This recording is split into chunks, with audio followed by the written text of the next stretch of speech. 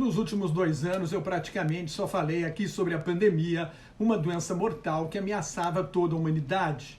Mas agora, com a pandemia em declínio, eu quero falar sobre a guerra da Rússia contra a Ucrânia. Na realidade, trata-se de uma grande potência armada com bombas atômicas que decidiu que o país vizinho não tem o direito de existir. É uma guerra de agressão, é uma guerra que contraria o direito internacional e a Carta das Nações Unidas, que proíbem, assim como a Constituição brasileira, a guerra de conquista. É uma guerra contra a democracia, é uma guerra contra a Ucrânia, é uma guerra contra a paz na Europa e uma guerra contra uma ordem internacional baseada no direito, que diz que os países só podem ir à guerra em legítima defesa, ou seja, quando estão sendo ameaçados ou atacados. Não existe nenhuma ameaça à segurança e à integridade territorial da Rússia. A Rússia é um país com armas nucleares. Nenhum país ataca uma potência nuclear. Algum grupo guerrilheiro pode fazer isso, mas nenhum país vai atacar a Rússia. Então, a desculpa de que a Ucrânia representa uma ameaça à segurança da Rússia é falsa.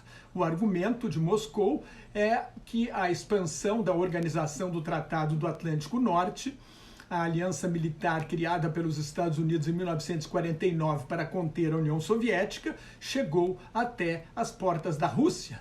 Agora, por que chegou até as portas da Rússia? Porque os países da Europa Oriental, que se libertaram do comunismo no fim dos anos 80, decidiram, por livre opção, escolher como suas alianças entrada para a União Europeia e para a OTAN. E por que fazem isso? Porque temem a Rússia, um vizinho muito mais poderoso militarmente, com uma história, né, de opressão e invasão desses países menores.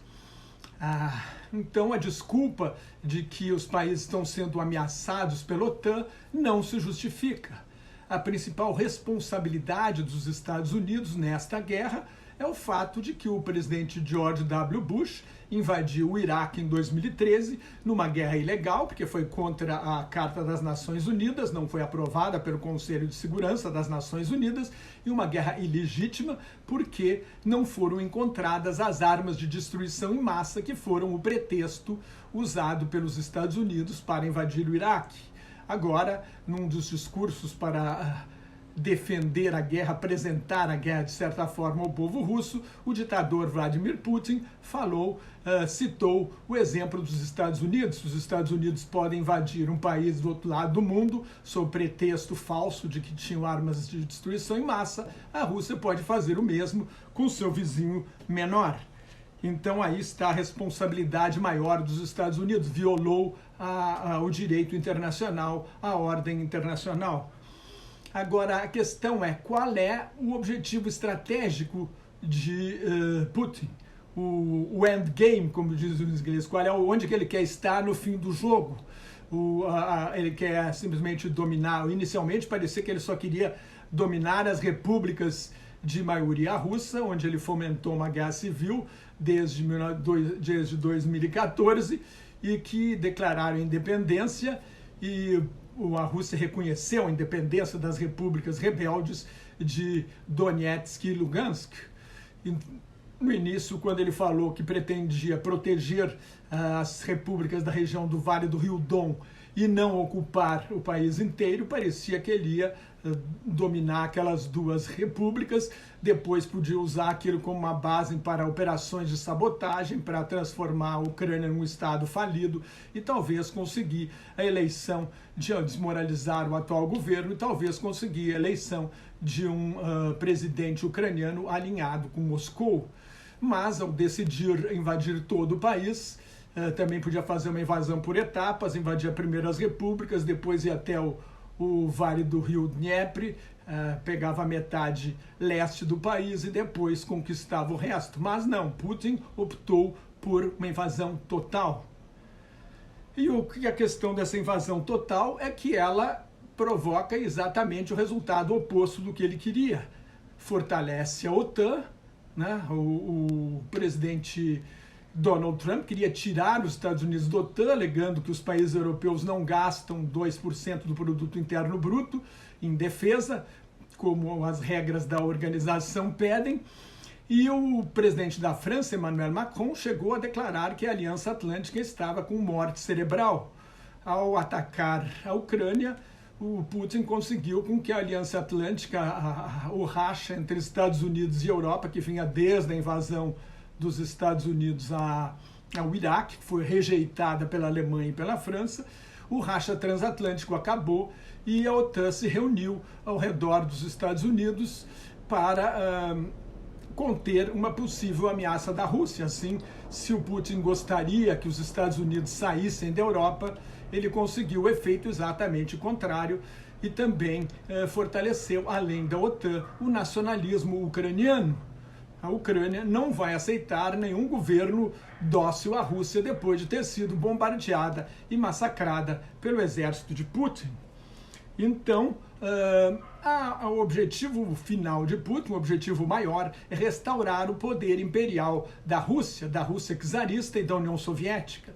Ao criticar os líderes soviéticos Lenin e Stalin, dizendo que eles inventaram a Ucrânia e ao fundar a União Soviética deram direito às às diferentes repúblicas soviéticas, no papel pelo menos, de se tornarem independentes, o Putin mais ou menos está dizendo que o que ele considera que o território legítimo da Rússia é o da Rússia imperial, do Império Czarista e da União Soviética, que aqueles países, as repúblicas soviéticas, eram nações que estavam dentro do Império Russo.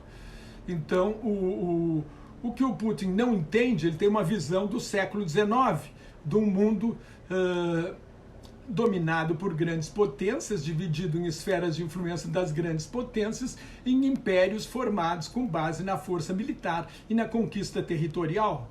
No século XXI, um país, para ser grande, para ser uma grande potência, precisa de uma economia forte e de desenvolvimento tecnológico. A Rússia não tem nenhuma dessas duas coisas, só é moderna tecnologicamente no setor militar, e com o isolamento decorrente da guerra e das sanções econômicas internacionais, a Rússia vai ficar mais pobre, né?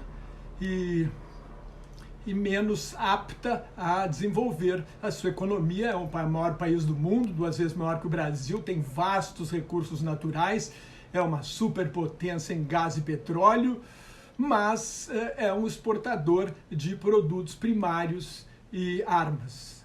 O único setor moderno da economia da Rússia é o setor bélico. Então, essa é uma questão central, né? A questão econômica, e as sanções vão pesar, não pesam imediatamente, mas já estão sentindo. Até um oligarca, um dos bilionários que governam a Rússia ou que apoiam Putin, já disse que é contra a guerra. Claro, proibiram vários bancos russos, foram excluídos do sistema SWIFT, que é um sistema de informações sobre pagamentos e transações internacionais. Então, ao ser excluído do sistema SWIFT, os bancos russos não conseguem fazer operações, né, nem em euro, nem em dólar, especialmente em dólar, né?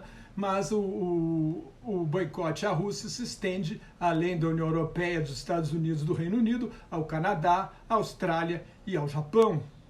Todos esses países, grandes democracias, países desenvolvidos, estão contra a Rússia de Putin. E ele vai pagar caro por isso. A questão central, que é se existe uma ameaça à segurança da Rússia, essa questão tem que ser resolvida em negociações de controle de armas e desarmamento com os Estados Unidos. Todos os tratados, ou quase todos os tratados do fim da Guerra Fria, o tratado sobre forças nucleares intermediárias na Europa, assinado por Reagan e Gorbachev na Casa Branca em 1987, que proibia a instalação de mísseis de 500 a 5.500 quilômetros de alcance, o que evitaria, por exemplo, né, tornar a Ucrânia numa base para mísseis dos Estados Unidos e da OTAN atacarem Moscou.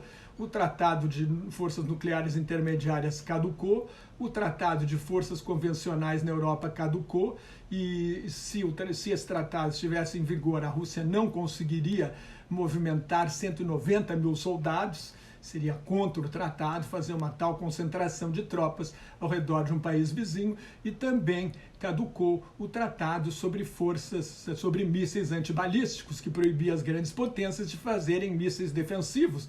Era o tratado conhecido como destruição mutuamente assegurada. Se começasse uma guerra nuclear, Estados Unidos e União Soviética tinham a certeza que um destruiria o outro e não sobraria nada, né? Ou pelo menos os dois perderiam. E o único tratado que ainda está em vigor é o Tratado sobre Redução de Armas Estratégicas, aquelas que podem ser usadas para atacar diretamente os territórios da Rússia e dos Estados Unidos. Este tratado foi prorrogado até 5 de fevereiro de 2026. Então, é este o prazo que o mundo tem para iniciar negociações substantivas de controle de armas e desarmamento. O problema maior é que a China, a superpotência em ascensão, tem arsenais nucleares muito menores do que os Estados Unidos e a Rússia. A China não vai aceitar uma condição, um status inferior, e dificilmente os Estados Unidos e a Rússia vão ceder, deixar a China criar arsenais, desenvolver arsenais nucleares do mesmo tamanho do deles para chegar a uma certa paridade. Esta é a maior dificuldade, mas é a única maneira do mundo voltar a ter garantias mínimas de uma paz universal e de que não haverá conflito entre as grandes potências, de que não teremos uma guerra nuclear.